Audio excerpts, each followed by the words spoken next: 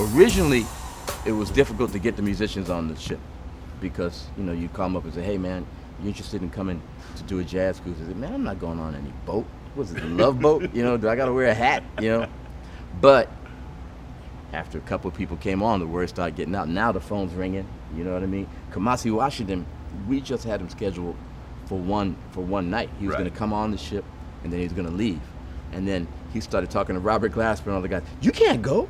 You have to stay for the whole week. So Michael Lazaroff was like, hey, man, Kamasi just called. He wants to stay for the whole time. And he's been having a great time. So there's nothing bad about it. But every year on this cruise, like we already have like the greatest jazz musicians here on the boat. Matter of fact, in the rest of America, there's no good jazz going on. They're all here. They're all here on the boat. Here. And it's just the quality.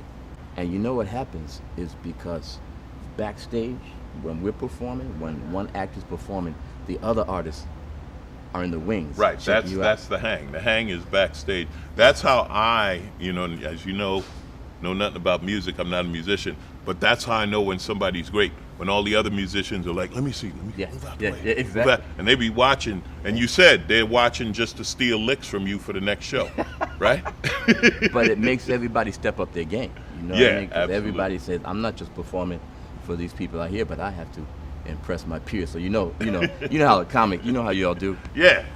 So that's what makes Blue Note at Sea a special cruise, because we do have all these artists. Yeah. You guys are friends, and you know each other. Yeah. And some of you have known each other a long time. Exactly. So either you're getting together to jam and have fun. Oh, the jam, just last night, the jam session went till like 3 a.m.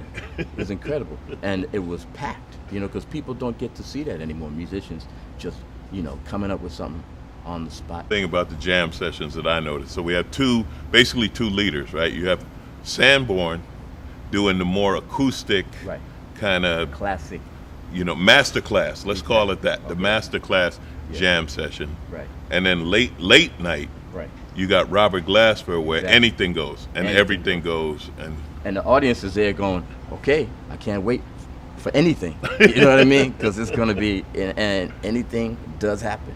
So it's really an incredible experience. That's how we do on Blue Note at Sea.